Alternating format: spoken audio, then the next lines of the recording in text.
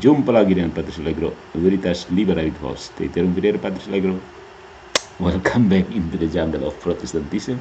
Kali ini saya mau berbagi satu satir tentang negara Katolik Romawi, gereja yang berinkarnasi dalam sejarah.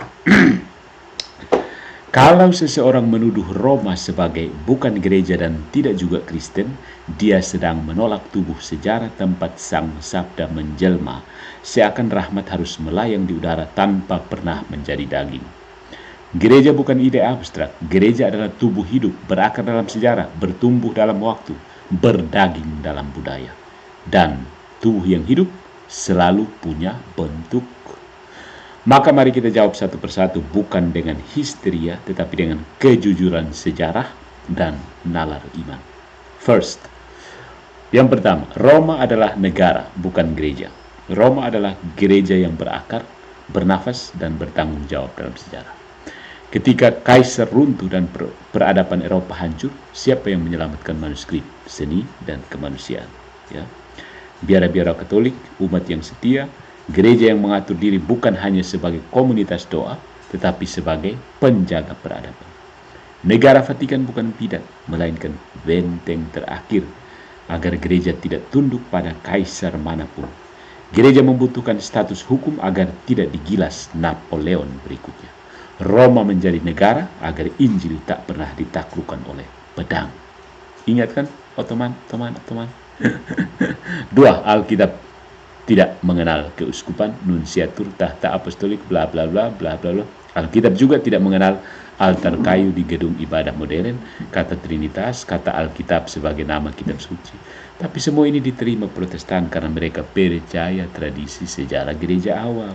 Ignatius dari Antioquia tahun 107 Masehi, murid langsung Rasul Yohanes, menulis, di mana uskup berada, di sanalah gereja.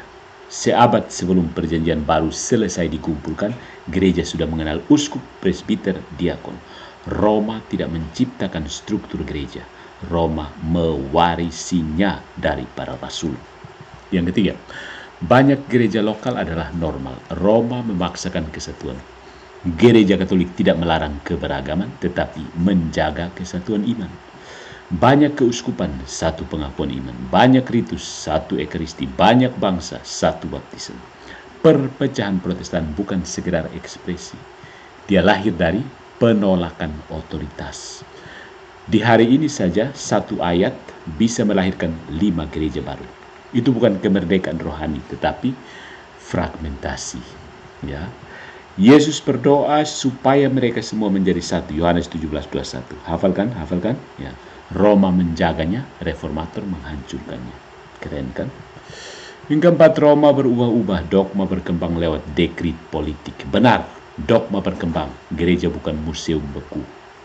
Namun yang berkembang bukan substansi iman, melainkan kejernihan penyampaian. Contohnya, Trinitas adalah iman gereja sejak para rasul. Dogmanya diformalkan abad keempat, bukan karena baru ditemukan, tetapi karena sesat muncul. Maria dikandung tanpa dosa sudah diajarkan Bapak Gereja sejak abad kedua. Dogma 1854 bukan ciptaan baru, melainkan meterai atas tradisi lama. Roma tidak mengubah iman, Roma menjaga agar iman tidak dipreteli generasi. Ya. Kemudian Protestan bersatu dalam inti, Yesus Tuhan, keselamatan oleh iman. Setan juga percaya Allah itu Esa, kata Rasul Yakobus. Inti iman tanpa otoritas hanya menghasilkan tafsir pribadi yang tidak pernah berhenti beranak. Buktinya, Calvinis menganggap Lutheran salah, Pentakosta menuduh Calvinis mati rohani, Baptis menolak baptisan bayi yang Calvinis anggap suci. Jika Injil mereka satu, mengapa tubuhnya terbelah? Nah, kemudian Roma memaksakan kesatuan lewat hukum, bukan roh. Tanpa otoritas nyata, roh berubah menjadi pembenaran hawa nafsu tafsir pribadi. Gereja perdana mengenal konsili, konsili memiliki ketua, dan sejak awal ketuanya adalah uskup Roma. Coba bantai ini tanpa menghapus 2000 tahun tulisan para bapak gereja. Lalu yang ketujuh, Roma bukan gereja, hanya negara bersuara tunggal. Roma adalah gereja yang bertahan, bukan sekedar lembaga. Dia menyembuhkan ketika Eropa sekarat, dia mengajar ketika filsafat ambruk, dia menulis, menyalin, menjaga, mengajar, dari Agustinus sampai Aquinas, dari Franciscus sampai Chesterton. Jika gereja sejati tidak boleh punya institusi, maka para rasul mustahil menghabiskan uskup. Injil tanpa institusi hanyalah gaung di ruang kosong. Jadi, Roma bukan rumah para malaikat suci. Dia tubuh manusia berlumur sejarah, darah, tinta, dan doa. Tetapi, dia adalah satu-satunya tubuh historis yang berakar tidak terputus dari Petrus sampai hari ini, Leo ke-14. Kalau seseorang ingin gereja tanpa sejarah, gereja tanpa tubuh, gereja tanpa sakramen, gereja tanpa para martir yang mati sambil memegang salib, maka dia tidak sedang mencari gereja. Dia sedang mencari khayalan.